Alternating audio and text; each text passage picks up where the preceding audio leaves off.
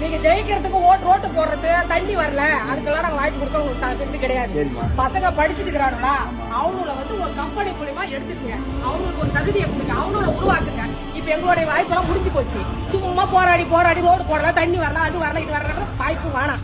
அவன் போனா இன்னைக்கு 10 ரூபா சம்பாதிச்சா அவன் பொண்டாட்டி பிள்ளை நல்லா பாக்குறான். இந்த விஜய் கட்சி வந்துச்சு, நல்லா ஜெயிச்சாங்க, பசங்களை பார்த்தான்ற ஒரு பேர் வேணும். இன்னும் நீ நான் ஜெயிச்சா 10,000 தரேன், 50,000 தரேன், 20,000 எங்களுக்கு தேவையே கிடையாது.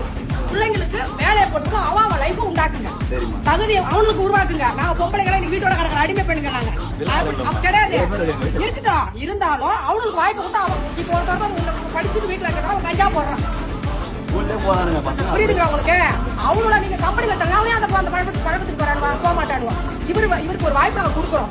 இவரு இந்த வாய்ப்புலயும் இவர் இந்த ஒரு வாய்ப்பு பசங்களுக்கு கொடுக்கல. நானே வந்து கேள்வி கேட்பேன், நீங்க கேட்க நான் வந்து கேள்வி கேட்பேன். என் ஊர்ல 10 ஓட்டு இருக்குறா, 10 ஓட்டு போடுவா, 10 ஓட்டுல ஜெயிச்சு நான் ஒன்னும் சட்டை பிடிச்சி கேட்க கேள்வி உரிமை எனக்கு உண்டு. தெரிஞ்சுக்க.